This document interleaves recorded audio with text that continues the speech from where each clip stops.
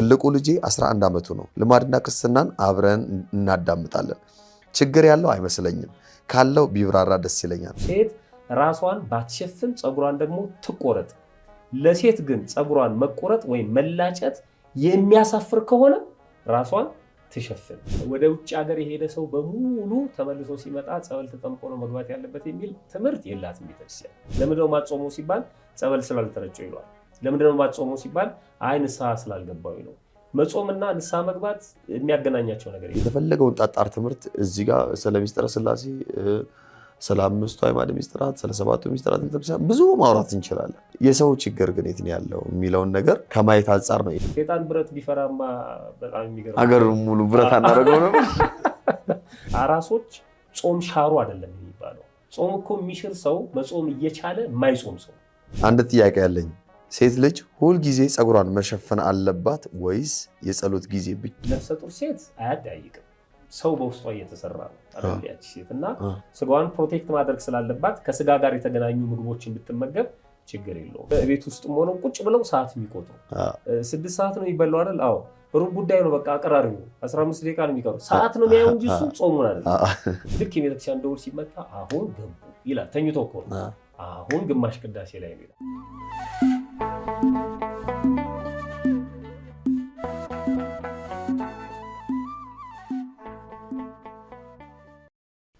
በስመ አብ ወወልድ ወመንፈስ ቅዱስ አሐዱ አምላክ አሜን።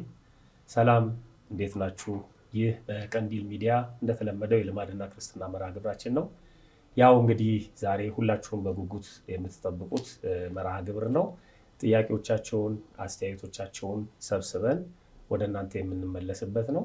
2 መርሃ ግብሮች ከዚህ በፊት የተለቀቁት ማለት ነው። አንደኛው ስለ ጠበልና ጠንቋይ፣ ሁለተኛው ደግሞ ጾምና እንቅፋቶቹ የሚሉ መርሃ ግብሮች ተለቀው ነበር። እዛ ላይ ብዙ አስተያየቶችን ሰጣቸዋል። ከነዛ ውስጥ ግን መልስ የሚያሻቸውን ጥያቄዎች የፈጠሩባቸውን እነሱን አካተን ቀርበናል። እንግዲህ እንደተለመደው ቀዳሚ ጸጋ አጠገቤ አለ። እንዴት ነህ? ሰላም ነህ? እግዚአብሔር ይመስገን። እንዴት አለ እምትይ? እግዚአብሔር ይመስገን። ያው ሊቀ ዲያቆናት ዘማሪ ቀዳሚ ጸጋ የዚህ የቀንዲል ሚዲያ ዋና ስራ አስኪያጅ ነው። እናንተ የምትሰጧቸውን ኮሜንቶች፣ አስተያየቶች ሰብስቦ ጥያቄ የሆኑትን ምላሽ ያስፈልጋቸዋል የሚለውን ይዞ ይቀርባል ማለት ነው። የልማድና ክርስትና መርሃ ግብር ነው። እሱ ደግሞ ጥያቄዎችን ያቀርባል። እንደተለመደው ምላሽ እየሰጠን አብረን እንቆያለን ማለት ነው። ከምን ብለናል? እንግዲህ ያው ዛሬ ከሁለቱ ምዕራፍ 7 እና ምዕራፍ 8 ነው መንዳስሰው። ምዕራፍ 7 ላይ ጠበልና ጠንቋይ የሚለው ምዕራፍ ነው። ተመልካቾች ያላዩትም ገብተው እንዲመለከቱ ጋብዛለሁ። ምዕራፍ 8 ደግሞ ጾምና እንቅፋቶቹ የሚለውትን ሐሳብ ይዳስሳል። የነዚህን የሁለቱ ምዕራፍ ከሁለቱ ምዕራፍ በጣም ተጨምቀው ብዙ ሐሳቦች የተነሱባቸው ቢሆንም ከነዛ ውስጥ ግን በጣም የበረቱትን እንደው ሰዓታችንን ለሰውም ከመድረስ አንፃር የተመረጡትን ጥያቄዎች 10 ጥያቄዎች አዘጋጅተናል። 10ሩን ጥያቄ እንግዲህ በየተራ ምላሽ እንሰጥባቸዋለን ማለት ነው። በጣም ጥሩ እንቀጥል። እሺ፣ የመጀመሪያ ጥያቄያችን የምናደርገው አድማጭ ተመልካቻችን ህይወት በቀለ የምትባል እህታችን ነች። ህይወት በቀለ ትባላለች። ቃለ ሕይወት ያሰማልን፣ በእድሜ በጸጋ ያቆይልን። እውነት ለመናገር ልማድና ክርስትና እጅግ አስተማሪ የሆነ ፕሮግራም፣ እኔ ብዙ ነገሬን ቀይሬበታለሁ። ለልጆቼም እያሳወቅኩ፣ ትልቁ ልጄ 11 ዓመቱ ነው። ልማድና ክርስትናን አብረን እናዳምጣለን። ችግር ያለው አይመስለኝም። ካለው ቢብራራ ደስ ይለኛል። በርቱልን እንዳይቋረጥ ትላለች። በመጀመሪያ ህይወትን እጅግ በጣም እናመሰግናለን። ምክንያቱም እየተመለከተችን ስለሆነ ማለት ነው። ሰው አየህ የወለደውን ሲስሙለት፣ የደገሰውን ሲበሉለት ደስ ይለዋል። እኛን ምን ደክመው ለዚህ ነው የሚያየን ከሌለ። አንዳንድ ጊዜ የሚያዩን ሰዎች እንኳን ኖረው ግን አለን ካላሉን አየህ የሚያዩን አይመስለንም። እና እንዲህ አይነት አስተያየቶችን በጣም ነው አፕሪሼት የምናደርገው። በይበልጥ ደግሞ ከቤተሰብ ጋር ከልጆቻቸው ጋር አንዳንድ ሰዎች አሉ። አሁን ናዝሬት ላይ አንድ ወንድም ሲነግረኝ ከቅዳሴ በኋላ በቃ ዩቲዩብ ላይ በቴሌቪዥን አድርገ ነው ቤተሰብ በሙሉ ቁርስ እየበላን የምናየው ይሄ መርሃ ግብር ነው ብለዋል። እና በጣም ደስ ይላል። እኛም ምን ደክመው ለዛ ስለሆነ ብዙዎች አስተያየት ባይጽፉም ግን እያዩ እንደሆነ እንረዳለን። ከልጄ ጋር ነው የማየው ችግር የለውም ወይ ያለችው እኛም የምንሰራው መርሃ ግብር መንፈሳዊ መርሃ ግብር ነው። ልጆች ለብቻቸው አዩት እንኳን ብንል እንዳያዩት የምንከለክለው አይረዱትም ከሚል አንፃር ነው እንጂ ወደ ተሳሳተ አቅጣጫ ይመራቸዋል ከሚል አንፃር አይደለም። ግን ከወላጅ ጋር ሆነው ቢያዩት ጥያቄ ይፈጥራሉ። ልጆች እድሜያቸው ገና ነው አልደረሰም፣ ሲደርሱበት የሚያገኙት ነው። ግን ይሄን ይባላል የሚለውን ሼፕ እያደረጉ ወላጆች ቢነግሯቸው ጥሩ ነው። አይምሯቸው ውስጥ የተቀረጸ ነገር ንጹህ ሰሌዳ ስለሆኑ አያጠፉትም እና ከወላጆች ልጆች የወላጆች እርዳታ ያስፈልጋቸዋል። አብረው ጥያቄ ይጠይቋቸዋል። እንግዲህ መቻል ነው። አንድ ወንድም አለኝና ሲነግረኝ ልጄ በጣም ጥያቄ ያበዛል እና እኔ ደግሞ ከስራ ደክሞኝ ስለምገባ የሱን ጥያቄ ማስተናገድ አልፈልግም ብዙ ጊዜ አለ እና ተቆጥቼዋለሁ። ስማው አዳምጠው የሚል ከዛ እንትኑን አስተካክሏል። አንድ ጊዜ ምን አለኝ አለ እግዚአብሔር የት ነው የሚኖረው ብሎ ጠየቀኝ አለ። እኔ ባጭሩ ለመገላገል ድካም ላይም ስለነበርኩ ሰማይ ላይ ነው የሚኖረው ብዬ ስራዬን መስራት ጀመርኩ አለ። እሺ ሰማዩ ቢቀደድስ አለኝ አለ። አሁን ደነገጥኩ። አይ ዝም ብለን የምትወረውረው መልስ ሌላ ጥያቄ ያመጣል። ስለዚህ አስበ ነው እግዚአብሔር ማን ነው ሰማይ ምንድነው የሚለው አሁን ተረጋግቼ ማብራራት ጀመርኳል። ከዛ ጥያቄውንም ማቆመ። ስለዚህ እንዲህ አይነት ጥያቄዎች ያነሳሉ በየመርሃ ግብሩ እንዳንከታተል ሊረብሹን ይችላሉ። ፖዝ እያደረግን ኦሬዲ የተቀረጸ ስለሆነ ልጆቹን ትኩረት ሰጥተን እንዲያዩት ብናደርግ መልካም ነው። ችግር የለውም ነው ምላሻችን። መልካም መምህር። ሁለተኛ ጥያቄያችን ቤኒ በቀለ የተባሉት አድማጭ ተመልካቾቻችን ናቸው። ቃለ ሕይወት ያሰማልን መምህር፣ እንዳጋጣሚ ይሄን ካነበባችሁት ከይቅርታ ጋር መልሱልኝ። የምኖረው በስደት ሰው ሀገር ነው። እናም በጾም ወቅት እስከ እኩለ ሌሊት ከዚያም የሚያልፍበት ወቅት ማለት በኢትዮጵያ ሰዓት አቆጣጠር ከሌሊቱ 6 ሰዓት እና ከዚያም የሚያልፍበት ጊዜ አለ ምግብ የምበላው። ግን ያን ለመካስ ደግሞ እስከ 11 ሰዓትና በላይ እጾማለሁ። ይህን ጾም እግዚአብሔር ይቀበልልኝ ይሆን ወይስ ከንቱ ነኝ? የሚገርም ነው።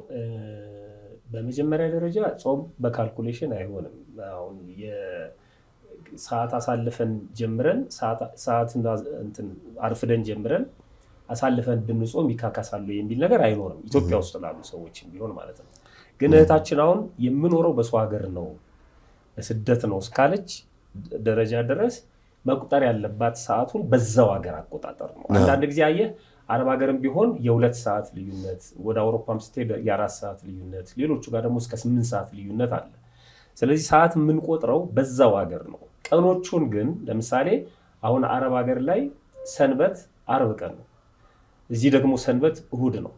አርብ ቀን ጠዋት ቅዳሴ አይገባም፣ ከሰዓት በኋላ ነው የሚገባው። አየህ ሰዓቱን የምንቆጥረው አርብ ቀን መሆኑን ከተቀበልን በዓላትም ሲሆን ለምሳሌ ፋሲካ፣ ልደት፣ ጥምቀት በዛው ቀን ላናከብረው እንችላለን። ምክንያቱም ህዝቡ ነፃ የሚሆንበትን ቀን ጠብቀን ነው። ልክ እንደዛው ሰዓት ላይ ጥንቃቄ ማድረግ አለበት። የምንጾም ሰዎች እዛ ከሌሊቱ 6 ሰዓት ከሆነ ማቆም አለብን። እዚያ 5 ሰዓት ሊሆን ይችላል ኢትዮጵያ ውስጥ ማለት ነው። የኢትዮጵያን ሰዓት አሁን መተው አለብን።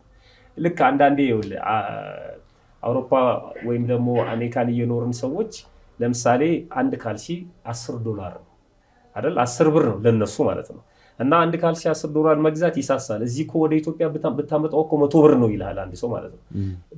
አሜሪካ ውስጥ እየኖረ በኢትዮጵያ እየመነዘረ መቁጠር የሚጀምር ከሆነ ከባድ ነው። ሰዓትም ልክ እንደዛ ነው ማድረግ ያለብን ማለት ነው። ስለዚህ እዛ እህታችን 6 ሰዓት በዛ ሀገር አቆጣጠር 6 ሰዓት ላይ በቂ ነው። ከ6 ሰዓት ካለፈች እዚያ 5 ሰዓትም 4 ሰዓት ሊሆን ይችላል ኢትዮጵያ ውስጥ ችግር የለውም። ከሰዓት በኋላም ልክ እንደዛ ነው ጾማን ማድረግ ያለባት ማለት ነው። ከሰዓት በኋላ እነሱ ጋር 8 ሰዓት ሆኖ ኢትዮጵያ ውስጥ ግን 6 ሰዓት ሊሆን ይችላል። እሷ 8 ሰዓት ባለችበት ሰዓት ጾማን መፈሰክ ትችላለች ማለት ነው። የሰዓት አቆጣጠራችሁን ባላችሁበት ሀገር ማድረግ ግዴታ ነው። እንዲያርጋችሁ መጾም ያለባችሁ ነው ለጊዜው። መልካም። ሶስተኛ ጥያቄያችን @user በሚለው የጠየቁን ቃለ ሕይወት ያሰማልን መምህር፣ እኛ በስደት ያለነው ለመጾም እንቸገራለን። በተለይ በሳውዲ አረቢያ ሁሉም ምግቦች የጾም ምግቦች ናቸው። በራሳችን ሰርተን ለመመገብ አንዳንድ ቤት አይፈልጉም። ሁሉም ምግቦች የፍስክ ለማለት ነው። የጾም ከሆኑማ ችግር የለውም ማለት ነው። እኔ ዳይሬክት የጻፉትን ለማንበብ ነው። ጥያቄያቸውም የነሱ ጥያቄ ስለሆነ በተረዳነው መረዳት ደግሞ እኛ እንመልስላቸዋለን። እና አንዳንድ ቤት አይፈልጉም። ከነሱ የምንሰራው ነው የምንመገበው። የነሱ የፍስክ እየበላው ጸሎት ማድረግ እፈልጋለሁ ግን ይቻላል መምህር ከአረቦች ጋር ስንኖር ችግር ነው የምንፈልገውን ለማድረግ ብላ ትጠይቃለች። እውነት ነው። አሁን እሷ የምትኖረው ከአረቦቹ ጋር ነው። በጾም ጊዜ እነሱ ጾም አያውቁም። የፍስክ ምግብ ነው የሚሰራው። ኤቭሪቲንግ ሱቅም ምንም ስትሄድ እንደዚህ ችግሮች አሉ አጥቶች ካልሆኑ በስተቀር። ይሄን ደግሞ ፈልጋ ለመመገብ ደግሞ ከቤት መውጣት አለባት። ከቤት መውጣት ደግሞ አትችልም።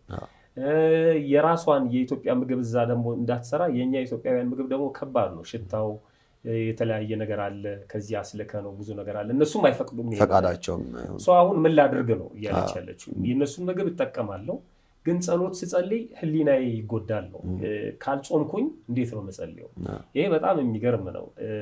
እግዚአብሔር አሁን ምን ማለት ነው ማለት ነው በእሱ አባባል የሚሰማው ጸሎት በንጽህናና በቅድስና ለሆነ ሰው ብቻ ነው እንጂ ኃጢአተኛ ሆነ መጸለይ አትችልም ወደ ማለት ልንሄድ ነው ማለት ነው። በበደል ውስጥም በኃጢአት ውስጥም ሆነን ግን መጸለይ አለብን። ሆስፒታል ያሉ ሰዎች በሙሉ ታካሚዎች ናቸው ማለት አይደለም። የሚያስታመሙ ሰዎች ነው። ሆስፒታል ስላሉ በሽተኞች አይደሉም። ሆስፒታል ስለሄዱም ጤነኞች ናቸው ማለትም አንችልም። ስለዚህ እኔ እህታችን ጾሙን እግዚአብሔር በፈቀደ ቀን ባስተካከለበት ሰዓት ትጀምረዋለች። ጸሎት ግን ከእግዚአብሔር ጋር መነጋገር ነው። ምንም ውስጥ እንሁን የትም እንኑር የት ከእግዚአብሔር ጋር መነጋገራችን ግን ማቆም የለብንም። እንደውም ልበ አምላክ ቅዱስ ዳዊት ምን ይላል? በመዝሙር 101 ቁጥር 2 ላይ በመከራዬ ቀን ፊትህን ከኔ አትመልስ፣ ጆሮህን ወደ እኔ አዘንብል፣ በጠራው ቀን ፈጥነ ሰማኝ ይላል። እንደውም አብዝታ መጸለይ ያለባት ማለት ነው። ፈጣሪ ተረጋግቼ እኔም እንደ እህቶቼ እንደ ወንድሞቼ እንድጾም አብቃኝ፣ ከዚህ ህይወት እንድወጣ አብቃኝ። ስራዋን አክብራ እየሰራች የተሰጣትን እየተመገበች ጸሎቷን ግን ማቋረጥ የለባትም። ይሄ ግን ሌሎችን ሰዎች እንዳያሰንፍ ነው። ሁኔታዎች ተመቻችተውላቸው አይኔ በስደት ሀገር ነው ያለሁትና ያገኙትን በበላ ችግር የለውም ብለው ወደዛ እንዳይሄዱ ነው። እስከሚችሉት ድረስ መሞከር አለባቸው። እሷም ትሞክር እየሞከረች ግን ጸሎት ግን በተአምር ማቋረጥ የለባትም። ጸሎት ሳትጾም በመጸለይዋ ኃጢአተኛ ነኝ ብላ ሊሰማት አይገባም። እግዚአብሔር የሁሉንም ጸሎት ይሰማል። እንደውም አብዝታ መጸለይ ያለባት እሷ ነች ከዚህ ህይወት እንዲያወጣት ማለት ነው። እና ተረጋግታ ስራዋን እየሰራች እየጸለየች እግዚአብሔርንም በጸሎት እየተማጸነች መቀጠል አለባት። እኛም ከዚህ ህይወት እንድትወጪ ጸሎታችን ነው። እግዚአብሔር ይርዳሽ ነው የምንለው። አሜን። እግዚአብሔር ይርዳት። አራተኛ ጥያቄያችን ነው አሁን የምናስከትለው። ጥያቄያችን እማማ በሚል መጠሪያ ስም ነው። ቃለ ህይወት ያሰማልን መምህር ጥያቄ ነበረኝ። ከስደት መልስ ግዴታ ወደ ቤተ መቅደስ ለመግባት ክርስትና መነሳት አለብን። እኔ ጸበል ከመጠመቅ አይቻልም ቢመልሱልኝ ይላል። አባባሉ እንግዲህ ቃል በቃል ያለውን ነው እያነበብኩት ያለሁት። እንዴት ተረዳው? ጽሁፉ ላይ ችግር አለ ትንሽ ግን እኔ እንደሚገባኝ ከስደት የተመለሰ ሰው በሙሉ ጸበል ተጠምቆ ነው ቤተክርስቲያን መግባት ያለበት የሚል ሐሳብ የያዘ ይመስለኛል። ይሄ በልምድ የምንለው አለ። ለምሳሌ አንድ ሰው እገሌ የት ሄደ ቻይና በቃ ሲመጣ መጠመቅ አለበት እሱ ቤተክርስቲያን እንዳይገባ ምናምን የሚባል ነገር አለ። ወደ ውጭ ሀገር የሄደ ሰው በሙሉ ተመልሶ ሲመጣ ጸበል ተጠምቆ ነው መግባት ያለበት የሚል ትምህርት የላትም ቤተክርስቲያን። ግን ማለት ይሄ ምን ማለት ነው? መድኃኒት የሚታዘዘው እንደ በሽታው ሁኔታ ነው። እንደ በሽታው ሁኔታ ብቻ አይደለም፣ እንደ በሽተኛው ሁኔታ ነው። የተለያዩ መድኃኒቶች ለአንድ በሽታ የተለያዩ መድኃኒቶች ሊወሰዱ ይችላሉ። ለምሳሌ ነፍሰ ጡር የምትወስደው መድኃኒትና ጤነኛ ሰው የሚወስደው መድኃኒት እኩል አይደለም። ህመሙ አንድ አይነት ሊሆን ይችላል፣ መድኃኒቱ ትሪትመንቱ ግን ይለያያል። ስለዚህ አሁን ከውጭ ሀገር የመጣ ሰው በሙሉ ጸበል መጠመቅ አለበት የሚል ትምህርት የላትም። ግን ጥምቀቱን የልጅነት ጥምቀቱን የሚገዳደር ነገር ከሰራ ለምሳሌ ማተብ የሚያስበጥስ ሃይማኖት የሚያስቀይር ከክርስትና ጋር የሚገዳደር በደል የፈጸመ ሰው ትክክል ነው። መጽሐፈ ቄደር ተደግሞለት ጸበል ተጠምቆ ወደ ክርስትናው ይቀላቀላል። ከዚህ ውጪ ግን ውጪ ሀገር ስለሄደ ብቻ ጸበል ተጠምቆ ነው ቤተክርስቲያን መግባት ያለበት የሚል ትምህርት የላትም። እና እህታችን ቆም ብላ ማሰብ ያለባት እዛ ውጪ በነበረች ሰዓት ምን ታደርግ ነበረ? ክርስትናዋን የሚገዳደር ነገር ምን አድርጋለች? ከክርስትና ውጪ ከሆነ ሰው ጋር ግንኙነት ፈጽማለች ወይ? ከክርስትና እምነት ውጪ ከሆነ ሰው ጋር ጋብቻ ውስጥ ነበረች ወይ? ወይም ደግሞ ማተበን የሚያስበጥስ ሃይማኖትን የሚያስቀይር ነገር ሰርታለች ወይ?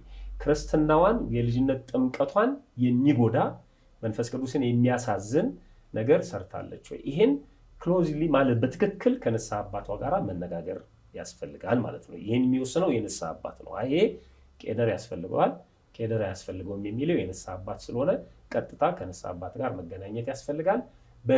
በተለይ ደግሞ እኔ ለብቻዬ የምናገረው ነገር አለ የምትል ከሆነ ደግሞ በውስጥ መስመር ደውላ ታውራን እንጂ በጅምላ ከውጭ የመጣው ሁሉ ተጠምቆ ነው መግባት ያለበት የሚል ትምህርት በቤተክርስቲያን የለም። በጣም መልካም እናመሰግናለን። አምስተኛ ጥያቄያችን አት ሰሚ የሚል መጠሪያ ስም አሜን በእውነት ቃለ ሕይወት ያሰማልን እኛም ሰምተን ለመተግበር ያብቃን። እኔ ጥያቄ አለኝ ማታስ እስከ ስንት ሰዓት እንብላ? ማቆም ያለብን ስንት ሰዓት ነው? አንዳንድ ሰዎች አሁን ብዙ ጊዜ የተለመደው እስከ 6 ሰዓት ነው። እስከ 6 ሰዓት ድረስ ይሄም እስከ 6 ሰዓት ቁጭ ብላችሁ ብሉ ሳይሆን በስራ ምክንያት በተለያየ ምክንያት ሰው ጊዜው ቢያልፍበት እስከ 6 ሰዓት አለው ለማለት ነው። ልክ ነው። እንደው ልክ እንደ ሌሎች ሰዎች ለሊቱን ሙሉ እየበላ የሆነ ደውል ላይ ማቆም ይሄ ከምግብ ጋር ግብግብ መቅጠም ማለት አይደለም። እስከ 6 ሰዓት ግን እድል አለው። ሰዓቱ ሊያልቅብን ነው ያልከ 10 ደቂቃ ደረሰ ቀረንና ነው ያለው። በሁለቱም በኩል አለ። ለምሳሌ እኛም ጋርም አለ እያስቀደሱ ሰዓት የሚያዩ አሉ። ቤት ውስጥም ሆነው ቁጭ ብለው ሰዓት የሚቆጥሩ 6 ሰዓት ነው ይበላው አይደል? አዎ ሩብ ጉዳይ ነው በቃ አቀራሪው 15 ደቂቃ ነው የሚቀሩ ሰዓት ነው የሚያዩ እንጂ እሱ ጾሙን አይደል።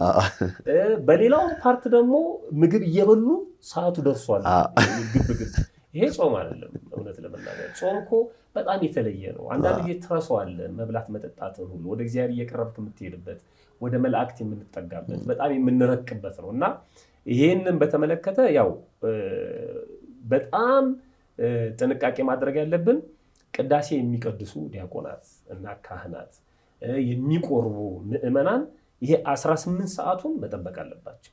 ግድ ነው እሱ 18 ሰዓት የትም። ግን አሁን ለምእመናን ለሚያስቀድሱ የቅዳሴ ጸበል ለሚጠጡና ቤተክርስቲያን ለሚጾሙ ሰዎች ግን እስከ 6 ሰዓት እንደ ኢትዮጵያውያን አቆጣጠር ማለት ነው እስከ ሌሊቱ 6 ሰዓት ድረስ የቀን ቅዳሴ ሲሆንና ጾም ሲሆን እድሉ አላቸው ነው። እስከ 6 ሰዓት ቁጭ ብለው ይብሉ ሳይሆን እስከ 6 ሰዓት አልፏል ከዚህ በኋላ አልበላም ከሚል እስከ 6 ሰዓት ድረስ እድል አለው። እግረ መንገዴን አንድ ነገር ላስቀምጥ። ብዙ ሰዎች ምን ይላሉ መሰለ ነገ ጾም ነው በደንብ ብላ ይሏል። ሰምተህ አታውቅም? ይርባሃል ነገ ጾም ስለሆነ በደንብ ብላ። የሰው ልጅ እንደ ግመል ስቶር የለውም። የበላውን አስቀምጦ ቀስ እያለ የሚያወጣበት ማለት ነው። ግመል አሁን ውሃ ጠጥታ ለስንት ጊዜ መቆየት ትችላለች። እኛ እንደሱ አይደለንም። እንደውም ሰውነታችን በጣም በበላህ ቁጥር ለጧት ሬዲ ይሆናል። ይሄ ሰውዬ ማታ ላይ በጣም ስላስጨነቀኝ ሰፋ አድርጌ ልጠብቀው ነው የሚለው እና በጣም ነው የሚርብ። እንደውም በጣም ስትበላ በጣም ነው የሚርብ። ስለዚህ ይሄንን እኔ እንዳይሸወዱ በዚህ አጋጣሚ ነገ ሮብ ነውና ሐሙስ ዕለት በደንብ ብላ ተብሎ እስከ 6 ሰዓት ምናምን የሚበሉ ሰዎች አሉ። ጠዋት ላይ 3 ሰዓት ላይ ይርባቸዋል እርግጠኛ ነኝ እኔና እንዲያስቡበት ነው እግረ መንገዳችንን። ግን የጥያቄያችን ጥያቄ እስከ ስንት ሰዓት ስለሚል እስከ 6 ሰዓት ድረስ እድል አላችሁ በሚለው መመለስ ይቻላል ማለት ነው። መልካም 6ኛ ጥያቄያችን ነው የምናደርገው። ኪያ ታምሩ የተባሉ ጥያቄያችን መምህር ቃለ ሕይወት ያሰማልን ጥያቄ ያለኝ እኔ በመንፈሳዊ ህይወቴ ከዚህ በፊት በደንብ አላቅም ነበር። አሁን ግን በስደት ሀገር ብዙ ተማርኩኝና ለ2 ዓመት ጾም አቁሜ ነበር። የንስሐ አባት የለኝም እና የገና ጾም መጾም ጀመርኩኝ እና አገር ቤት ገብቼ ንስሐ እስክገባ ድረስ መጾም እችላለሁ ወይ መምህር ብለው ጠይቀዋል። ለእህታችን የመጀመሪያው ምላሻችን የንስሐ አባት መያዝ ይኖርብሻል ነው የምንለው። እዛው አካባቢ ካሉ ወንድሞች እህቶች ጋር ተነጋግሮ ይሄ በየሶሻል ሚዲያው ቄስ ነኝ ካህን ነኝ ከሚለው ሳይሆን ትክክለኛ የንስሐ አባት መያዝ ያስፈልጋል፣ በርቀትም ቢሆን ማለት ነው። ሲቀጥል ሁለተኛው ግን 2 ዓመት ገደማ ጾም አቋርጫለሁ ነው እያለች ያለችው። ግን አቋርጬ መጀመር እችላለሁ ወይ ነው ትክክል። አሁን ንስሐ ማለት አንዱ ማዘን መጸጸትና መወሰን ነው። ንስሐ ሳልገባ አልጾም። ብዙ ሰዎች ይላሉ ይሄንን። ለምንድነው ማጾመው ሲባል ጸበል ስላልተረጨው ይሏል። ለምንድነው ማጾመው ሲባል አይ ንስሐ ስላልገባው ነው። መጾምና ንስሐ መግባት የሚያገናኛቸው ነገር የለም። ጀምረው አንተ ንስሐ ስላለፈው ኃጢያት ነው። አሁንም ይሄንንም እኮ ባለመጾምህም ኃጢያት ነው፣ ንስሐ ያስፈልገዋል ማለት ነው። ስለዚህ ጾሙን መጀመር አለባት። ሰው ወድቆ አይ አንደኛዬን ነገ ከነገ ወዲያ ታጠበዋለሁ የነካው ጀርባዬን ነው ከፊት ለፊት የሚንካኝ እያለ አይንከባለልም። ከወደቀ አፈፍ ብሎ ነው የሚነሳው ወዲያው ማለት ነው። ስለዚህ እንደ ጸጸታት ጾሙን መጀመሯ ትክክል ነው። እየጾመች ግን የንስሐውን ሁኔታ ማስታወስ አለባት። አየህ እግዚአብሔርም ቢሆን ስለ አለፈው ነገር አይጨቃጨቀንም። አምላካችን ባለፈው እንዲህ አድርገህ ነበር፣ አሁን ደግሞ መጣ፣ ባለፈው ሰጥቼ ነበር፣ አሁን ደግሞ ትጠይቀኛለህ አይልም። መጽሐፍ ቅዱስ እንደዚህ ይላል በዚህ በአንደኛ ጴጥሮስ ምዕራፍ 4 ቁጥር 3 ላይ የአሕዛብን ፈቃድ ያደረጋችሁበት በመዳራትና በሥጋ ምኞት በስካርም በዘፈንም ያለ ልክም በመጠጣት ነውርም ባለበት በጣዖት ማምለክ የተመላለሳችሁበት ያለፈው ዘመን ይበቃችኋል። ይበቃል ያለፈው። ከዚህ በኋላ አሁን ከዚህች ነው የሚጀምረው። አሁን ከጾምንባት ከጸለይንባት የባለፈውንም አራግፈው በንስሐም እኮ እናራግፈዋለን። ስለዚህ እህታችን አቋርጬ እንዴት እጀምራለሁ፣ ንስሐ ሳልገባ እንዴት ጾሜን ይቀበለዋል የሚል ጥርጣሬ ውስጥ ሳትገቢ ካሰብሽበት ቀን ጀምሪ ጾሙን በሂደት ከንስሐ አባት ጋር መገናኘትና ስለባለፈው ኃጢአት ንስሐ መግባት ይደርሳል የሚል ነው ምላሻችን። በጣም መልካም መምህራችን። ሰባተኛ ጥያቄያችን ነው አሁን ላይ የደረስነው። ሰባተኛ ጥያቄያችን ገነት አዳሙ የተባለች ጥያቄያችን ነች። መልእክቱን የላከችልን መምህር ቃለ ሕይወት ያሰማልን። እኔ አረብ ሀገር ነኝ፣ ዩቲዩብ ላይ አስቀድሳለሁ፣ ግን አልፎ አልፎ ከተጠራው እሄዳለሁ። ማስቀደሴ ዋጋ የለውም። ያው ያስተካከልኩትም ለመስማት ለማንበብ እየሞከርኩ ነው። ማስቀደስ ዋጋ የለውም ይላል። የሚገርም ነው። እኔ ሳነበው በጣም ነው የተገረምኩት። አየህ እቺ ልጅ በዩቲዩብ ሙሉ ቅዳሴ ከፍታ ነው የምታስቀድሰው። ልክ በቃ ቤተክርስቲያን እንዳለች ነጠላዋን ለብሳ ነው አይደለም እህታችን? እንደዚያ ይመስለኛል። በቃ ነጠላዋን ለብሳ ቆማ እየሰማች ታስቀድሳለች ማለት ነው። ሌሎቹ ሰራተኛም ስለሆነች ቤተሰብ እንዳይረበሽ በኤርፎንም ይመስለኛል የምታስቀድሰው እና አምና ተቀብለዋለች። ያስቀደስኩ ነው ግን የሚረብሻት ማዳሟ ትጠራታለች። አሰሪዎቿ ሲጠሯት ቅዳሴ ያቋረጥኩ ያህል ይሰማኛል። ምን አይነት እምነት ነው ይሄ? በጣም የሚገርም ነው። ቅዳሴ አቋርጭ ያለውኝ እና አሁን እምቢ ልበላት፣ እምቢ ካልኳት ስራዋን፣ እምቢ ካለች ስራዋን ነው የምታጠው እና ቅዳሴውን በማቋረጤ ኃጢአተኛ ነው ወይ? ማስቀደሴ ዋጋ የለውም። የሚገርም ነው ይሄ። ይህንን እኮ ነው እንደ እምነትሽ ይደረግልሽ ያለው ጌታ። ያቺ 12 ዓመት ደም ሲፈሳት የነበረችው ሴት ሌሎቹ ሲገፉት ሲያጋፉት ሲነኩት፣ እሷ ግን ከኋላው መታ ከፊቱ አልቀርብም አለች፣ እኔ ኃጢአተኛ ነኝ፣ ከኋላው ግን ደግሞ አልነካውም አለች። የልብሱን ጫፍ ብቻ መንካት ይበቃኛል፣ የልብሱን ጫፍ ዘርፉን ከነካሁት ህመሜ ይፈወሳል ብላ አሰበች። ጫፉን ነካቸው። 12 ዓመት ሲፈስ የነበረው ደም ቆመ እና ቆመ ክርስቶስ እና ማን ይነካኛል? ተደንቀዋል ሐዋርያቱ ሁሉ። ይሄ ሁሉ ሰው እየገፋ እያጋፋ እንዴት አንተ ማን ይነካኝ ትላለህ? አይ የሌሎቹ መጋፋት ከእምነት የሆነ መጋፋት መንካት ስላልሆነ ከኔ ኃይል ሲወጣ ታውቆኛል አለ። ይሄን የጠየቃቸው በነገራችን ላይ የሚከተሉትን የሚያድናቸውን የሚፈውሳቸውን አያውቅም እንዳይሉት ነው። አየህ ያድናል ግን ያዳነውን አያውቅም እንዳይሉት። ሁለተኛ ደግሞ የእሷን እምነት ለኛ ማጋባት ስለፈለገ ሊያስተምር ስለፈለገ ነው አምላካችን። እና አይደለም ከኔ ኃይል ሲወጣ ታውቆኛል። አየህ እምነቷ የምትድንበትን ኃይል ከክርስቶስ እንድታገኝ ረድቷታል አድርጓታል ማለት ነው። ስለዚህ እኔ ነኝ አለች። እንዳልተሰወረች ባወቀች ጊዜ እኔ ነኝ አለች እና እምነትሽ ታላቅ ነው ያላት። እኛ ምንም ልንል አንችልም። የዚች እህት እምነቷ ታላቅ ነው። በጭራሽ ቅዳሴ እንዳቋረች እንዲሰማሽ አያስፈልግም። ቅዳሴ እያስቀደሽ ነው፣ እንደ እምነትሽ የሚደረግልሽ። እኔ ግን እግረ መንገዴን እንደው ለኛ ቅዳሴም ጡር እንዳለው የሚያስተምረን አይመስልም? ቤታችን ቤተክርስቲያን አጠገብ ሆኖ ደውል የምንቆጥር ሰዎች አለ። ልክ የቤተክርስቲያን ደውል ሲመጣ አሁን ገቡ ይላል። ተኝቶ እኮ አሁን ግማሽ ቅዳሴ ላይ ነው ይላል። አሁን እግዚኦታ ላይ አንድ ቦታ እያስተማርኩኝ ሽማግሌዎች መጡ። ቦታውን አልጠቅስም ለቦታው ክብር ብዬ ማለት ነው። ገጠር ነው እያስተማርኩ። ሽማግሌዎች መጡና ካለቃው ጋር ይጨቃጨቃሉ እና ከቅዳሴ በኋላ ነው። ምንድነው ብዬ በጣም ግራ ገብቶኝ ጭቅጭቁ ጋብ ካለ በኋላ ሄጄ አለቃውን ጠየቅኳቸው። ለምንድነው ስላቸው ዛሬ የቤተክርስቲያን ደውል አልተደወለም። ለምንድነው ያልተደወለው? እግዚኦታ ላይ አልሰማንም ደውል። እንዴ ምን ያደርግላቸዋል ብዬ ጠየቅኩኝ። ደውሉ ሲደወል ነው ልጆቻቸውን ለማቆር የሚመጡት። አይ የእግዚኦታ ደውል ሲደወል ማለት ነው። እና ያን የእግዚኦታ ደውል ቢደውለው ልጅ ደግሞ እንቅልፍ ጥሎታል መሰለኝ አልደወለም። ስለዚህ ድርገት አልፎ ቁርባኑ ካበቃ በኋላ ሰዎቹ መጡ ማለት ነው። እንዴት አልደወላችሁም? ይኸውልህ አሁን አሃዱ ከመባሉ በፊት መድረሳቸውን ረስተውታል፣ ዘንግተውታል ማለት ነው። ስለዚህ ለነሱ ደውሉን ሰምቶ አስቆርቦ ህፃናትን ይዞ መሄድ ነው። እስከዚህ ድረስ ሰነፎች አለን ማለት ነው። እቺ እህታችን አትፈርድብንም? ባው ቅዳሴ በዩቲዩብ እያስቀደሰች ቤተሰቦቿ ወይም አሰሪዎቿ ስለጠሯትና አቋርጣ ስለሄደች ቅዳሴ አቋርጥ ከሚል ስሜት ውስጥ ነው የገባችው ማለት ነው። ስለዚህ እንዲህም አይነት ክርስቲያኖች አሉ። ወደዚህ ህይወት ከመሄዳችን በፊት በእጃችን ላይ ያለውን ነገር እናክብር የሚል መልእክት ያለው ይመስለኛል። እና እህታችን እያደረግሽ ያለሽው ነገር የእምነትሽን የሃይማኖትሽን ታላቅነት የሚመሰክር ስለሆነ እኛም በዚህ ምክንያት ተምረንበታልና ቀጥይ። ደግሞ ለሀገርሽ አብቅቶሽ ቆመሽ በአካል ስርዓተ ቅዳሴውን እንድትከታተይና ንስሐ ገብተሽ ቅዱስ ሥጋውን ክቡር ደሙን ለመቀበል ያብቃሽ ነው የምንለው። ጊዜ ያክብርልኝ። መልካም መምህር፣ 8ኛ ጥያቄያችን ላይ ደርሰናል።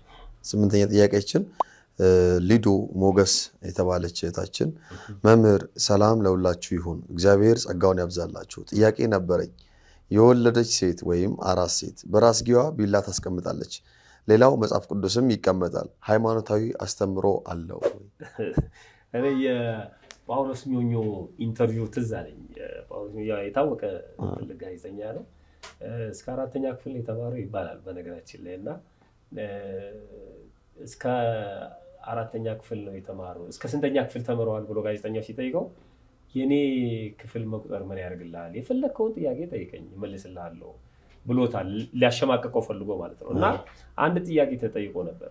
የስፖንጅ ፍራሽ ጀርባን ያቃጥላል የሚል እና ይሄ ነገር እንዴት ነው አሉት።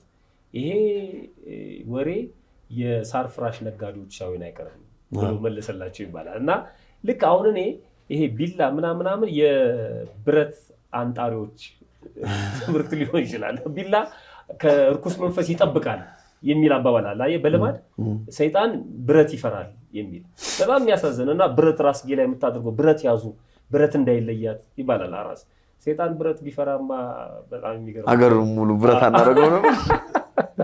እና አሁን የአንጥረኞቹ ወሬም ሊሆን ይችላል ተጠቅሞ ለማለት ነው። በነገራችን ላይ ዞሮ ዞሮ እናቶቻችን በየዋህነት ብዙ ነገር ያደርጋሉ። ከሰው ጋር መሄድ አለባት፣ ብቻዋን መሆን የለባትም ምናምን። ልክ ነው። በተለይ ስርዓተ ጥምቀቱ እስኪፈጸምላት ድረስ ያው ወደ ቤተ መቅደስ እስከምትገባ ድረስ ርኩሳን መናፍስት ሊተናኮሉ ይችላሉ ተብሎ ይታሰባል። ለዚህም ነው እኮ ካህኑ መንደር ድረስ ሄዶ በ7ኛው ቀን ወር በ8ኛው ቀን ጸበል የሚረጨው ማለት ነው። ከደም ጋር የተገናኘ ያው የሚልከሰከሰው በዛ ዙሪያ ስለሆነ አንዳንድ ነገሮች ሊፈጠሩ ይችላሉ። የኛም እምነት ደግሞ ደካማነት አለ። በዚህ የተነሳ ለመጠበቅ ይደረጋል። ቢላ ብረታ ብረት በተአምር ሰይጣንን ሊያስወግድ አይችልም። በእርግጥ መጽሐፍ ቅዱስን ጨምሮ ገድላት፣ ድርሳናት አንዳንድ ጊዜ ራስጌያቸው ላይ ይደረጋል። ይሄ እኛም አንዳንዴ ሲያቃዠን በጣም በርኩሳን መናፍስ ስንፈተን የምናደርገው ነገር አለ። ግን ከዛ ይልቅ ማንበቡ እና በዛ መጠበቁ ድርሳነ ሚካኤል ራስጌ ከማድረግ ድርሳነ ሚካኤል ማስደገም ጥሩ ነው። ገድለ ተክለ ሃይማኖትን ራስጌ ከማድረግ ገድለ ተክለ ሃይማኖትን ማስደገም ጥሩ ነው። ግን ለህመም ለእንዲህ ለርኩሳን መናፍስት ግን አያስወግዱም ማለት አይደለም። አጠገባቸው ይደረጋል። ስመ እግዚአብሔር ስላለ ስመ እግዚአብሔር ስለሆነ ቃል እግዚአብሔር ስለሆነ ችግር የለውም። የቢላና የብረታ ብረቱ ነገር ግን በጭራሽ ልማድ ነው ይሄ ማለት ነው። ዋናው የኛም ዓላማ ልማድና ክርስትና ነው። ማጥራት ስለሆነ ይሄ የሆኑ ልማዶችን ማስወገድ ስለሆነ ቢላውን አስወግዶ ነው ማለት ነው። 9ኛ ጥያቄያችን አት ዩዘር በሚል መጠሪያ ነው። ቃልዎት ያሰማልን መምህር፣ ብርታቱን ያድልልን። የኔ ጥያቄ አራስ ሴት መጾም ልጇ ክርስትና እስከሚነሳ አትጾምም። ይሄ ልማድ ነው ወይስ አስተምሯችን ነው? ከዚህ የነፍሰ ጡር ሴት እንዴት ይታያል? በጣም ጥሩ። ሁለት ጥያቄ ነው የጠየቀችው እህታችን ማለት ነው። አንደኛ የነፍሰ ጡር ሴት አጿጿም ነው። ሁለተኛ ደግሞ አራስ እስከ ስንት ወይም እስከ መቼ ነው አራስነቷ የሚያበቃው? ጾም የምትጀምረው መቼ ነው? እንግዲህ ደርሶባት አይታው ሊሆን ይችላል። ካልደረሰባትም ወደፊቱ ለጥንቃቄ ሊሆን ይችላል፣ ለጓደኞቿም ሊሆን ይችላል። የመጀመሪያው ነፍሰ ጡር ሴት አያጠያይቅም። ሰው በውስጧ እየተሰራ ነው ያቺ ሴት እና ጾም ደግሞ አንደኛው ስጋን ማድከም ነው። ስለዚህ ስጋን እያደከምክ በውስጥ ሰው ይሰራ ማለት አግባብም አይደለም። ክርስትናውም አያሰናብተውም። በነገራችን ላይ ነፍሰ ጡር ሴት ያሻትን ያማራትን እንደገና ደግሞ ከእርግዝናዋ ጋር በተገናኘ ሕክምናም ሊኖር ስለሚችል ክትትል ስለምታደርግ ትመገባለች። ስለዚህ ጾምን አስተካከላ ልትጾም አትችልም። በእርግጥ ወራት አሉ። በደንብ የነፍሰ ጡርነት ስሜት የሚሰማበት ወራት እስኪደርስ ድረስ ልትጾም ትችላለች። 2 ወር፣ 1 ወር፣ 3 ወር ድረስ ችግር ላይኖረው ይችላል። ከፍ እያለ ሲሄድ ግን እርግዝናው እየጨመረ ስለሚሄድ ከጾም በአፋ ነው የምትሆነው እና ያን የምትሰራው ሰው የምትወልደው በስጋ ስለሆነ ስጋዋን ፕሮቴክት ማድረግ ስላለባት ከስጋ ጋር የተገናኙ ምግቦችን ብትመገብ ችግር የለውም። የወለደች ሴት አራስ ግን የአራስነት ጊዜዋ ወሳኝ ነው። አሁን አራስነት እንክብካቤ ስላለው ነው። አሁን ላይ ብዙም ያለ አይመስለኝም። እኔ ወደ ስራ ክርስትና ሳያስነሱ የሚገቡ እንዳሉ እሰማለሁ አንዳንድ ጊዜ ማለት ነው። ቀደም ሲል ግን አራስነት በራሱ መታረስ ማለት እንክብካቤው በጣም ሰፊ ነው። የሚበላው፣ የሚጠጣው፣ የቤተሰብ ድጋፉ እንደውም ሴቶች ከወለዱ በኋላ ወፍረው ሁሉ ነው የሚነሱት። አምሮባቸው የቀድሞ ውበታቸው ተመልሶ ነው የሚነሱት። አልጋ ሰብረሽ ውጪ ምናምን የሚባል ምርቃት አለ መሰለኝ። እንዴት ነው አንተ በደንብ አረሳህል? ያው ደህና ነኝ ማለት ነው። እኔ ያው እናቴም ስላለች የእሷም እናት በነበሩ ጊዜ አሁን አርፏል ነፍሳቸውን ይማረውና እንክብካቤ ብዙ ጊዜ አያቶች እና እናቶች ይሄን ያደርጋሉ። ውጭ ሀገር ድረስ ታስታውስ ከሆነ ውጭ ሀገር ድረስ እናቶቻቸውን ይወስዳሉ። ባልና ሚስት ሆነው እንኳን ሚስት በአጋጣሚ ውጪ ሆና ብትወልድ ከባል ይልቅ መሄድ ያለበት ያው እናት ነች እና አራስነት በጣም ከባድ ነው። መታረስም ራሱን የቻለ ሴሪሞኒ ያለው ማለት ነው። ከዚህ አንጻር ጾምን አብሮ ማስኬድ አይቻልም። ይሄን እኮ ክርስቶስ ነግሮናል።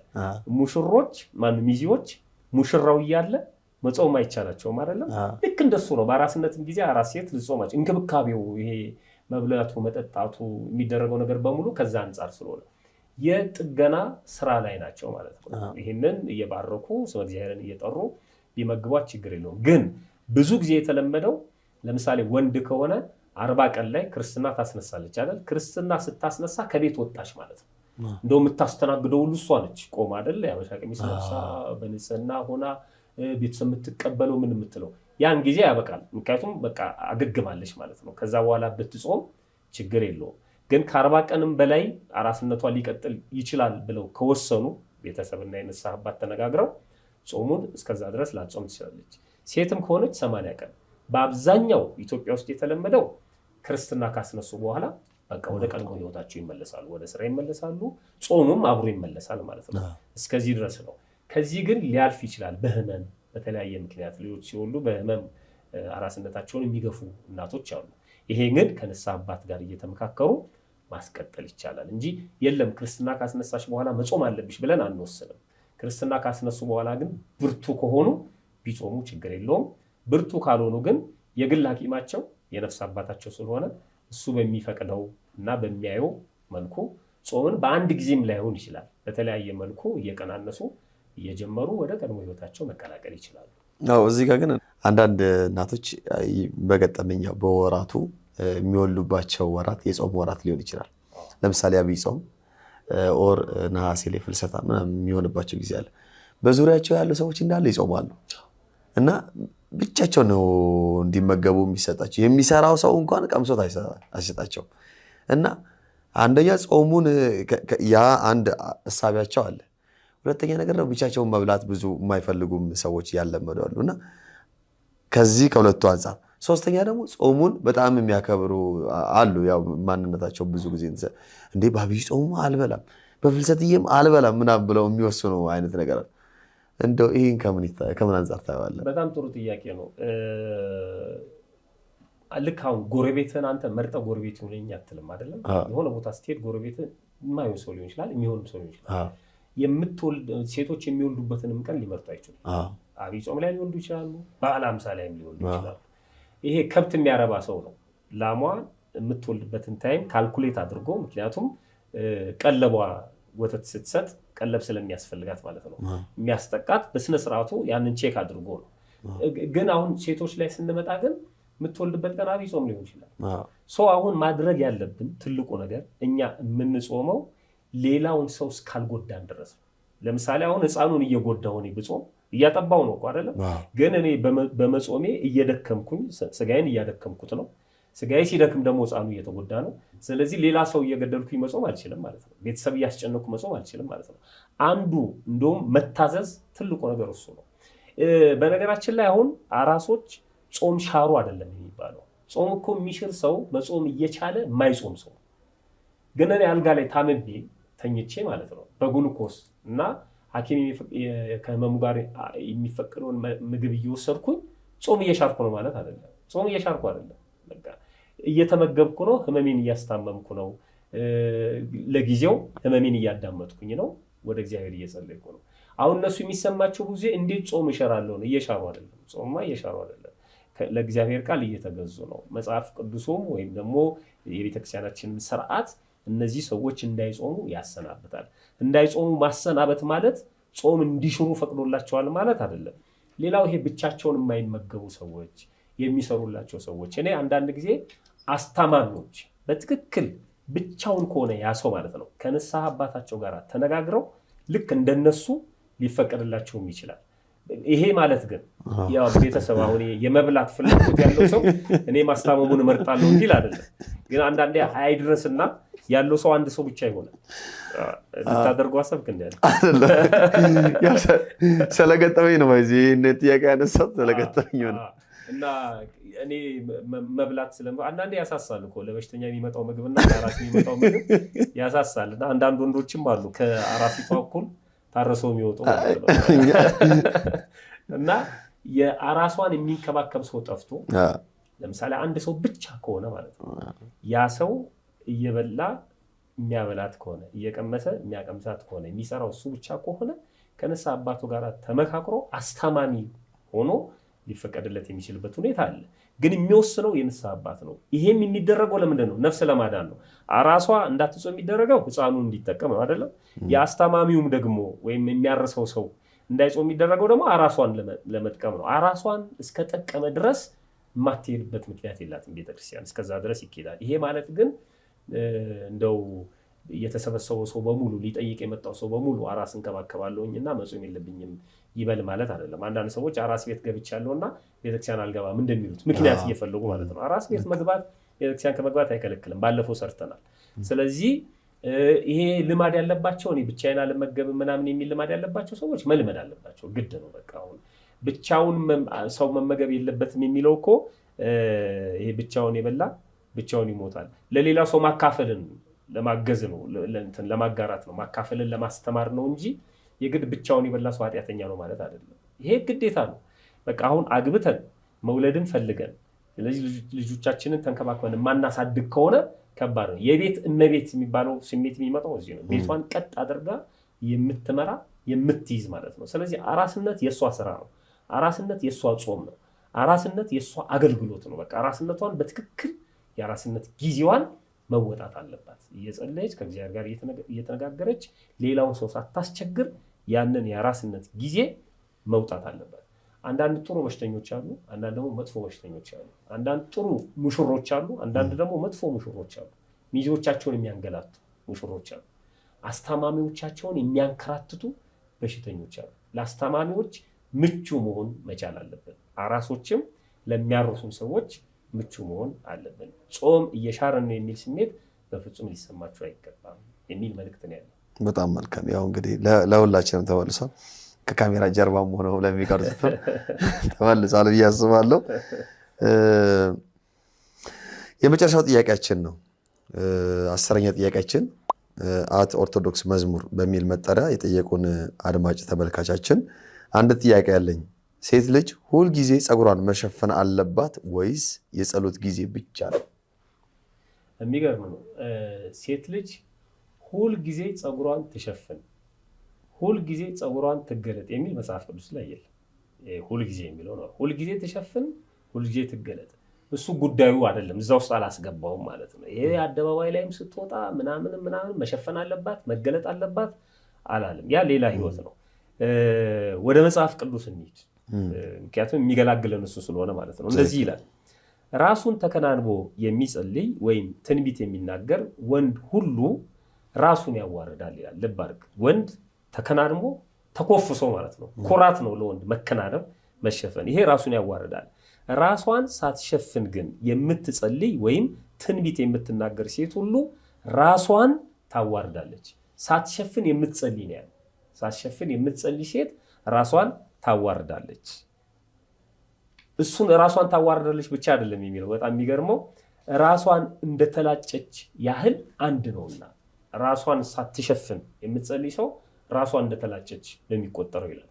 ሴት ራሷን ባትሸፍን ፀጉሯን ደግሞ ትቆረጥ እኔ ራሴ መሸፈናችን ካለች ፀጉሯን ደግሞ ትቆረጥ ለምን ፀጉሯ ውበቷ ነው ስለዚህ ውበቷን ሸፍና ነው ልትቀርበው ቤተክርስቲያን ስትቀርብ ሌላ ሰው በሷ ምክንያት እንዳይሰናከል ማለት ነው ካለዛ ውበቷን ትጣ ነው አየ ፍላጨው እና ትቅረብ የሚያያት የለም ማለት ነው የሴት ልጅ ውበቷ ክብሯ እሱ ነው በእግዚአብሔር ፊት ታምረ ማርያም መቅደም ላይ ነው ሴቶች ፊታቸውን ያውልቁ አይደል በጣም የሚገርም ክንምልማቸውን እንትን ይባሉ ይሸፈኑና በቃ በእግዚአብሔር ፊት ስቀር ምን አለንኛ ሁሉም የእግዚአብሔር ነው አይደለም በቃ አንተ ነው ውበቴ ጌጤ ሁለመናዬ አንተ ነህ ብለን ነው ራሳችንን ዝቅ አድርገን መቅረብ ያለብን ማለት ስለዚህ እሷን ውበቷን ተሸፍነው ካለዛ አልሸፍነውም ካለሽ ደግሞ ታስወግደዋ ተላሽታ ከላዩ ላይ ታስወግደዋ ያቺ መቅደላዊት ሴት ማን ነው ማርያምን ተፍረተን አስታወስካት በጣም ያላትን ፍቅር እንዴት አርጋ እንደገለጸች ጻፊያን ሁሉ ተረባርበው የሚያስተምሩት የጻፉት የሚገርመው መጣች ከዛ በእንባዋ እግሩን አራሰችው እና በራሷ ፀጉር ረገችው የሚገርመው ፀጉር ለሴት ልጅ ምን ያህል ቦታ እንዳለው ታውቃለህ የሚነግረን እሱ ነው በቃ ሁለመናዋን ሰጠችው ማለት ነው ለክርስቶስ በፀጉሯ ማንንም ሰው በፀጉር እግርን አድርቋል የሚል ታሪክ የለም በጭራሽ ፀጉሬ እንዳይበላሽ የሚለው አንዳንድ እህቶች እንደው የሆነ ነገር አድርጊስታ አይ ፀጉሬ ይበላሻል አሁን በጥምቀቱም ክርክሩ እሱ ነው ፀጉሬ ይበላሻል እሷ ግን ከቁም ነገር አልቆጠረችው እሱ ነው ትላጭ የሚል ቅዱስ ጳውሎስ እሱ ነው ሴት ራሷን ባትሸፍን ፀጉሯን ደግሞ ትቆረጥ ለሴት ግን ፀጉሯን መቆረጥ ወይ መላጨት የሚያሳፍር ከሆነ ራሷን ትሸፍን ስትጸልይ ራሷን ትሸፍን ቤተ መቅደሱ ስትገኝ ራሷን ትሸፍን በእናንተ በራሳችሁ መካከል ፍረዱ አለ ቅዱስ ጳውሎስ ሴት ራሷን ባትሸፍን ወንድ ወደ እግዚአብሔር ልትጸልይ ይገባታልን ይላል ሴት ራሷን ሳትሸፍን ወደ እግዚአብሔር ልትጸልይ ይገባታልን አይገባትም ይቀጥልና ወንድ ፀጉሩን ቢያስረዝም ነውር ነው እንግዲህ ግረ መንገዳችንን በጣም የሴቶቹን ወስደን አፍንጫችንን ምንበሳ ጆሮአችንን ምንበሳ ፀጉራችንን እስከ ጀርባችን ድረስ ምናወርድ ወንዶች አለን በጣም የሚገርም ነው ለአንዳንድ ጊዜ ደነግጣሉ ቤተክርስቲያን ውስጥም ይመጣሉ ነው ሰዎች ማለት ነውና ይላል መጽሐፍ ቅዱስ ነውር ነው የሚለው እንግዲህ እግዚአብሔር ነውር ነው ብሎ ከተናገረ ከባድ ነው ወንድ ፀጉሩን ቢያስረዝም ነውር ነው ወንድ ነው ያለው ካህን አላለም ዲያቆን አላለም ወንድ ፀጉሩን ቢያስረዝም ነውር እንዲሆንበት ሴት ግን ፀጉሯን ብታስረዝም ክብር እንዲሆንላት ተፈጥሮ እንኳን አያስተምራችሁም ተፈጥሮ ራሱ ይነግራቸዋል ፀጉሯ መጎናጸፊያዋ ሊሆን ተሰጥቷታል እንዴት ደስ ይላል ፀጉሯ ክብሯ ነው ፀጉሯ መጎናጸፊያዋ ነው ለዚህ ነው ወንዱ ኮፍያ ይጎናጸፋል ሲጸልይ ኮፍያውን ያወርዳል አይ ሴቷ ፀጉሯን ተጎናጽፋለች ስትጸልይ ፀጉሯን አትላጭ ፀጉሯን ተሸፍኗለች ፀጉሯን ከተላጨች ከባድ ነገር ነው ፀጉሯን አውልቃ አጥል አሁን ግን አርቲፊሻሎች ይወልቃሉ መሰለኝ በጣም ከባድ ነው እና ግን ሚለን መጽሐፍ ቅዱስ አንደኛ ቆሮንቶስ ምዕራፍ 11 ከቁጥር 4 እስከ 15 ድረስ የሚነግረን ይሄ ነው ለሴቶች ሲጸልዩ በእግዚአብሔር ፊት ሲቆሙ ወደ ቤተ መቅደስ ሲገቡ በመንፈሳዊ ህይወታቸው ከእግዚአብሔር ጋር ሲነጋገሩ ፀጉራቸውን ይሸፍኑ በተረፈ ግን በስራ ቦታ በአደባባይ በሁሉ ቦታ ግን እንደዚህ ታድርግ የሚል የለም ይሄ ስለተባለም ደግሞ ሌሎቹን በሚያሰናክሉበት ደረጃ ክርስቲያኖች ራሳቸውን ጥለው ይገኙ ማለት አይደለም ግን ፀጉራቸውን አደባባይ ላይ ለምን አልተሸፋፈኑም ተብሎ ሊወቀሱ አይችሉም በየትኛውም ቦታ የሚል ነገር ስለሌለ ማለት ነው ምላሹ ይሄ ነው የምትለው አለ አንተ በጣም መልካም አይ ያው ምንም የታወቀ ነገር ስለሆነ ጥሩ አድርገህ መልሰልናል ጥያቄያችንን እዚህ ጋር ጨርሰናል 10ሩን የምዕራፍ 7 እና የምዕራፍ 8ን ጥያቄዎች 10ሩን ጥያቄዎች እዚህ ጋር አጠቃለናል ምናልባት ሌላ ተጨማሪ የምናነሳቸው ጥሩ ሐሳቦች እየላኩልን ነው እንደው ብዙዎቹ በጣም ጥሩ ናቸው አው ይሄንን ተመልካቾቻችንም እየገቡ ማየት ይችላሉ በነገራችን ላይ ሁሉንም ብናቀርብ ደስ ይለናል ያለውን ነገር በሙሉ ማለት ነው ግን ጊዜ ስለሚገድበን እንደገና ደግሞ ለሌሎቹ እድል መስጠት ስላለብን ከዛ አንፃር ነው እናንተ ገብታችሁ አንብቧቸው የተሰማችሁንም ስሜት ጻፉልን ምናልባት የተወሰነውን የምትነግረን ከሆነ ትንሽ ደቂቃን ማለት ብዙ ናቸው በተለይ በጎ ሐሳቦቹ ከጥያቄዎቹ በተጨማሪ ነው ለኛ በጣም ጠንከር አድርጎ እንዳልኩክ በቃ ድሮ ኮሜንቶችን አንብበን ለኮሜንት ምላሽ ለመስጠት ብዙ አንዘጋጅም ነበር አሁን ላይ ግን ማን ምን ይላል የሚለው ነገር በኮሜንት ለማንበብ እንሞክራለን በተቻለ አቅም አንዳንዴ ከአቅም በላይ ሆኖ በስራ ውጥረቶች ላናያቸው እንችላለን ኦር እንደዚህ ልንሰራ ስንል ቶሎ ሲደርሱብን ሰዓቶችን አመቻችተን ቶሎ አይተን ጥያቄዎችን አውጥተን የምንሰራቸው ጊዜያቶች አሉና ግን ከነዛ እንደዛ ሲል አንድ እንደው ደስ ያለኝ ነገር የአዳዲስ ሰዎች ወደኛ እየመጡ ፕሮግራሙን እየወደዱት ከቲክቶክም ከተለያዩ መንደሮች እየመጡ እያየው ነውና አንድ ካሱ በሚል መጠሪያ ወደኛ ያደረሱን አድማጭ ተመልካቻችን እስካሁን አለመማሬ ቆጨኝ እንዲገባኝ ተደርጎ ነው የተሰበኩኝ እንዲህ አብራርቶ መሰበክ ነው ያለበት ማርያምን ደስ እያለኝ የሰማሁት ዛሬ ገና ሰብስክራይብ ያደረኩት ቃሌው ያሰማልን ብለው ተመልካቻችን ልከዋል ምንድነው አሁን ምናልባት ይሄ አሁን ከዚች እንደው ካንዷ በጎ አስተያየት የምንረዳው እውነት ነው የተፈለገውን ጣጣር ትምህርት እዚህ ጋር ስለ ሚስጥረ ስላሴ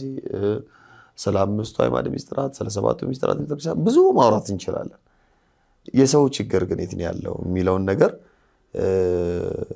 ከማየት አንፃር ነው ይሄ ፕሮግራም አንዱ ለምን በዛ ጎን እየሰሩ ያሉ ብዙ ሰዎች ይኖራሉ እኛ ደግሞ ባልተሰራበት መስመር መቆም በፈረሰው በኩል መቆም ስላለብን እንደነዚህ አሁን የሌሎቹ እንዲህ ተደርጎ ነው መሰበክ ያለበትም የሚለውን ነገር ስናስብ የሌሎቹን ወደ ጎንተን ሳይሆን እኛ በቃ የጎደለው ቦታ ይሄ ስለሆነ ይሄንን ደግሞ ለህዝብ ያደረሰን ነውና በጣም ለተማሩ ሰዎች ማለት ይሄ ቀላል አይደል እንዴ ብሎ ሊያልፈው ይችላል ግን ምን ያክል ደግሞ ኮሜንት ሰጪዎቹ ደግሞ በጣም ተደስተው በጣም በቃ ከሚባለው በላይ ተደስተው ሐሳብ አስተያየታቸው ሲጽፉልን በጣም ነው ደስ ይያለን ያነበብን ያለ ነው ሌሎችም ሐሳብ አስተያየቶች ካሏቸው ፊት ለፊት ባለው ስልክ ቁጥር በመደወል ማግኘት ይቻላል መምህርንም ማግኘት ይቻላል ጠቅላላ ደግሞ እንደ የሚዲያውም ስልክ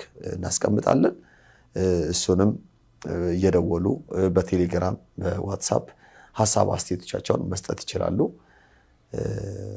እንግዲህ ይሄ ነው ያለው ነገር እውነት ነው እኔ ቀዳሚ ጸጋ ባለፈውም ተናግሬዋለሁ ሐሳቡን ያመጣው አንተ ነህ ልማድና ክርስትና ትምህርቶች አሉ በቤተክርስቲያን የሚሰጡ በጣም የቤተክርስቲያን ሊቃውንት ጊዜ ሰጥተው በስነ ስርዓቱ ተከታታይ ትምህርቶች ሁሉ ስለ መጽሐፍ ቅዱስ ጥናት ሊሆን ይችላል ነገረ ቅዱሳን ሊሆን ይችላል ሜንስትሪም ሚዲያዎችም አሉ የማሩሳን ቴሌቪዥን አለ የኢኦቲ ቴሌቪዥን አለ ሊቃውንት እየቀረቡ የሚያብራሩበት አለ ያን በትክክል የሚማሩ ሰዎች አሉ ግን ደግሞ አየሰው የበላውን ስታክለት ደስ ይለዋል እዛ ደረጃ ላይ ያልደረሱ ገና ነጠላ መልበስ ላይ ገና ግሎባል ንክሶስ ከየት ነው የሚጀምረው የሚለው ላይ ደግሞ ያሉ ሰዎች አሉ እነዚህን እየረሳናቸው መጣና አንድ ቀልድ ትዛለኝ ምናልባት ይጠቅም ከሆነ አላቀም ሰውየው ሆስፒታል ይመላለሳል ሐኪሙ በጣም ሰለቸው እና የሚመጣበት ኬዝ የተመረዘ የምግብ መበከል ነው እና ሆዱን ያመመው ነው የሚመጣው ዛሬም የምግብ መበከል ነው ይሏል ያቋል አው ሆዱን ነው መድኃኒት ይሰጣል ኔክስትም እንደዚሁ አንድ ቀን ተኛለው እና አስተኛውና ከዛ ሄደ መድኃኒት ይዞ መጥቶ አይነን ግለጣለው እና ምን ልታረገኝ ነው አለ ጠብታ ላረግልህ ነው እንዴ ሆዴን እኮ ነው ያመመኝ ነው ያንተ ችግር የማየት ችግር ነው እኔ ሁሌ ነግሬሃለሁ እያየ ለምን አትመገብም ሆድህን ዝም በየከማከም አይነን ባክም ይሻላል ብሎ የተናገሩ ንግግር አለና አንዳንዴ የሰዎቹ ችግር ሌላ ይሆንና እኛ ሌላ ነገር ነው ምንናገረው ትምህርቶቻችን ሁሉ ላይ ከተሰቀሉ ከባድ ነው ታች መመኑ ጋር መውረድ አለበት እንደው በዚህ ደረጃ እንኳን ብንወርድ ለመመኑ ብለን ነውና እንደሞ ያገኘነው እሱ በጣም ስለ ገበታ ስለ ማዕድ የሚያነሷቸው ነገሮች በጣም የሚገርም ነው እዛው ላይ ያሉ ጉዳዮች ናቸው የሚነሱት ከዚህ አንፃር ጥያቄዎችን እየሰበሰብን እንግዲህ በሚቀጥለው ደግሞ ለመምጣት እንሞክራለን እናንተ ግን ይህ በቀንዲል ሚዲያ ብቻ ልማድና ክርስትና መርሃ ግብር መሆኑን አውቃችሁ በየሳምንቱ እንዲደርሳችሁ ላይክ ሰብስክራይብ በማድረግ እንደገና እስከ መጨረሻው በማየት ለሌሎቹ በማጋራት አጋርነታችሁን እንድትገልጡ በእግዚአብሔር ስም በድጋሚ እንጠይቃለን እንግዲህ የዛሬውን ጨርሰናል ያው እንደተለመደው የቀንዲል ሚዲያ ዋና ስራ አስኪያጅ ሊቀ ዲያቆናት ዘማሪ ቀዳሚ ጸጋ አብሮኝ ነበር ቀደምም ምላሾቹ ከካሜራ ጀርባ ላሉ ሰዎች ሁሉ ይደርሷቸዋል እያለ ያዋዛችሁ የሚነግራችሁ ከካሜራ ጀርባ አንዷ ባለቤቱ ናት ይሄንን ቪዲዮ እንዲያድጋ ተቀርጾ እንዲደርስ የምታደርገን ማለት ነው። የኤዲቲንጉንም ስራ የቀረጻውንም ስራ እንግዲህ ተባብረው ነው የሚሰሩት። እነዚህን እህቶች ወንድሞች እንዲህ አይነት ወንድሞችና እህቶችን ማገዝ ያስፈልጋል። ይሄን ሚዲያ ለራሳችን ስንል ማቆም ያስፈልገናል ማለት ነው።